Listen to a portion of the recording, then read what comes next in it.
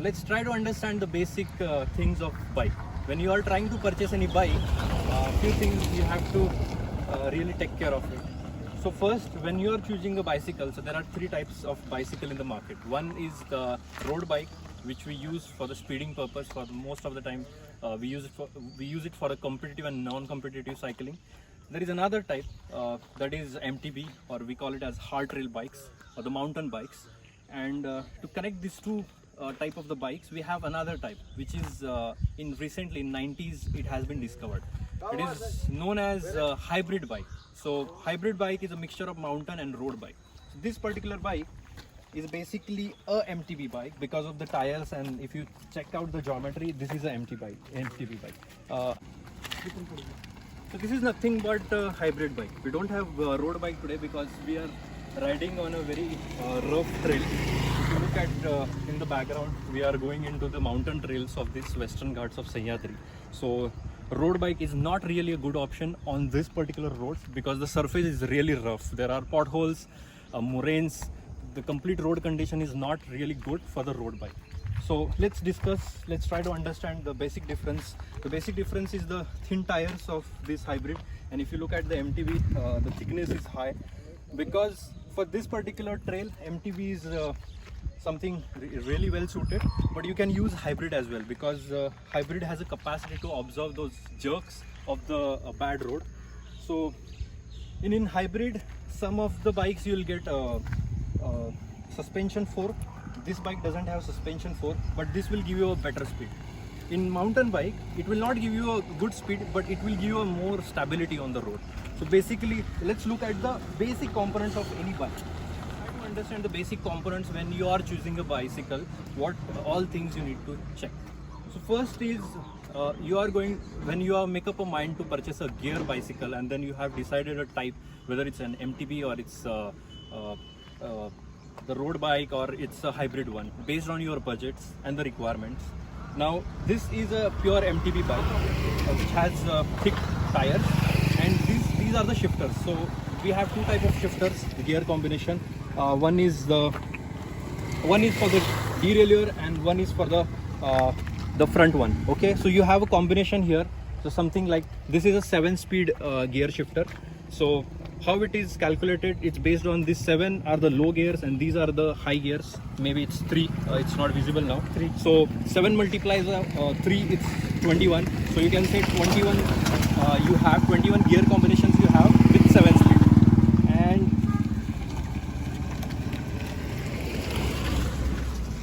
this is a crank.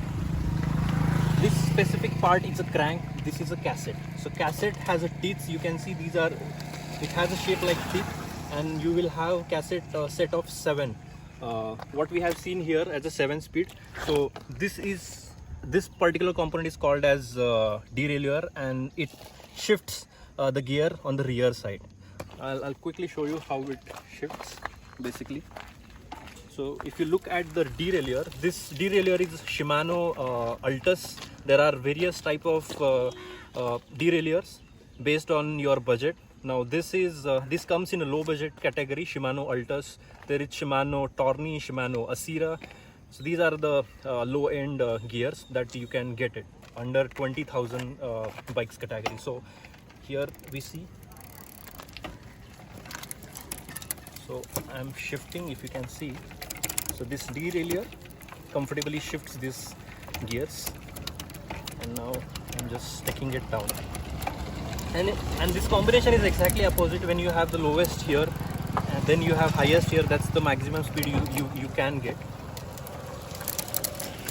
And for the front shifter you have here. So front shifter is Shimano Torni, you can see here.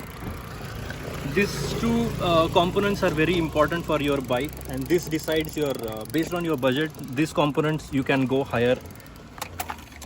If you can see here, I am changing the gears now. So this is the lowest one, first one, and I have the combination. Now this is something 1.7. So this is the highest gear for 1. The lowest one is at the higher side, but I am in the lowest gear, and slowly I'll just move it. So So this is 1-1 combination. This is the easiest combination which you usually use to climb the mountain.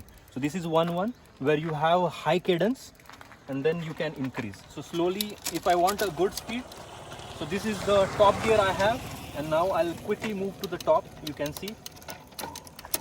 So this is the maximum or the highest gear combination you have. This is 3-7. So here you will attain a maximum speed. If you can check the rear wheel, how it is moving very quickly and fast, this much speed you will get.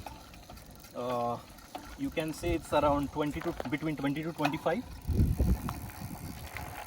And then I have a disc brake to stop my or cut my speed. Another important aspect when you are purchasing a bicycle is you need to find the height.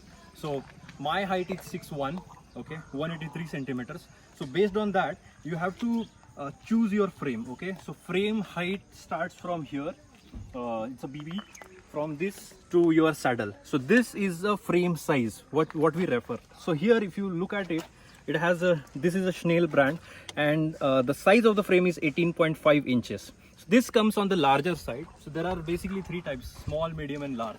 Even in large, it starts from around 17 inch, goes up to 21 inches. So this is 18.5. For my height, the ideal frame size would be 19.5, 20, 21. So because I need to get that particular height from the ground. So how you will going to decide that is looking at this. So this is a saddle where I'm going to sit while riding, and this is my waist level. So your saddle should be on your waist level. Whenever you are riding, if your saddle is on waist level, then you will not develop any pain in the back, or then you will not develop any pain in your basically on your leg, because when you ride a bicycle, your the feet completely goes down till here and then again comes up.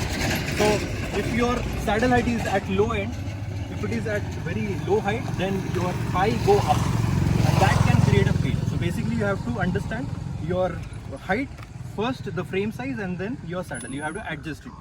Most of the cycles have this quick release adjuster. You can just loosen it and then you can adjust it like this, or you can increase whatever. Like for me, I'll increase till this level. Again, you have to choose this saddle height, how much saddle height is there. Based on that you can choose, and then you can again tight this and ready for ride.